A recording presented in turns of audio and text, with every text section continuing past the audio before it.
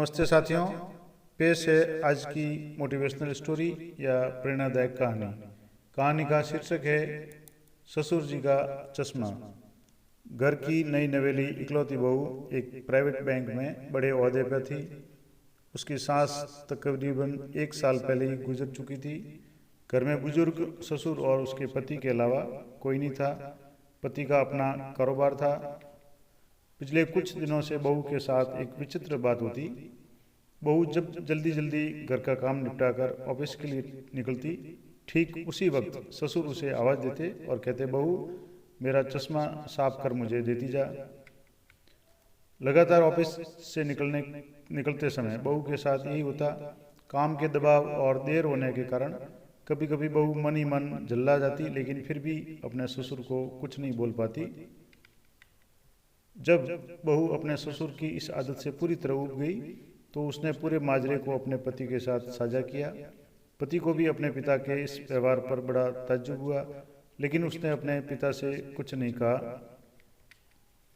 पति ने अपनी पत्नी को सलाह दी कि तुम सुबह उठने के साथ ही पिताजी का चश्मा साफ करके उनके कमरे में रख दिया करो, फिर ये झमेला समाप्त हो जाएंगे। अगले दिन बहू ने ऐसा ही किया। उसने अपने ससुर के चश्मे को सुबह ही जल्दी अच्छी तरह से साफ करके उनके कमरे में रखाई। लेकिन फिर भी उस दिन जब वही घटना हुई, ऑफिस के लिए निकलने से ठीक पहले ससुर ने अपनी बहू को बुलाकर उसे चश्मा साफ करने के लिए कहा। बहू गुस्से में लाल हो गई, लेकिन उसके पास कोई चारा नहीं था।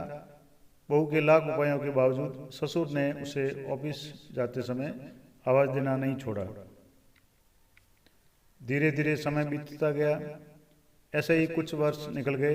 अब बहू पहले से कुछ बदल चुकी थी।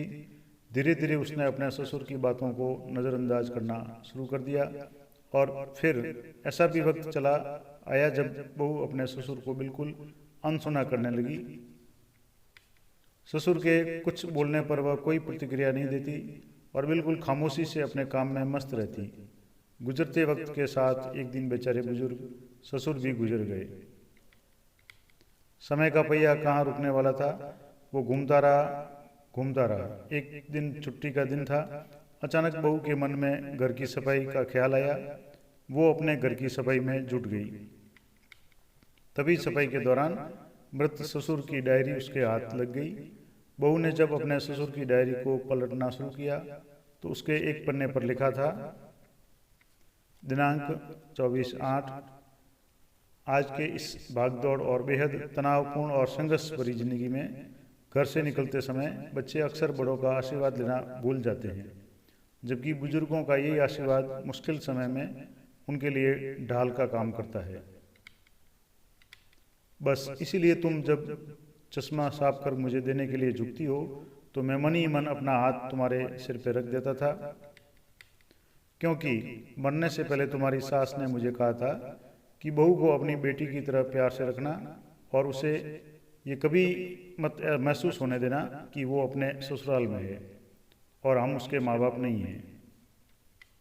उसकी छोटी मोटी गलतियों को उसकी नादानी समझकर माफ़ कर देना। वैसे मेरा आशीष सदा तुम्हारे साथ है बेटा।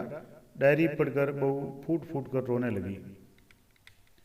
आज उसके ससुर को गुजरे ठीक 2 साल से ज़्यादा समय बीत चुके हैं, लेकिन फिर भी वो रोज़ घर से बाहर निकलते समय अपने ससुर का चश्मा साफ कर उनकी टेबल पर रख दिया करती है, उनके अनदेखे हाथ से मिले आशीष की लालसा में। तो ये थी कहानी। अब इस कहानी से शिक्षा ये मिलती है कि जीवन में हमें रिश्तों का महत्व महसूस नहीं करते, चाहे वे किसी से भी हो, कैसे भी हो, और जब तक महसूस करते हैं तब तक वह हमसे बहुत दूर जा चुके होते हैं। रिश्तों के महत्व को समझें और उनको सहेज कर रखें। तो ये थी आज की मोटिवेशनल स्टोरी। आशा करता हूँ आपको पसंद आई होगी। तो मिलते हैं अगली प्रेरणादायक कहानी में। तब तक जय हिंद, जय भारत।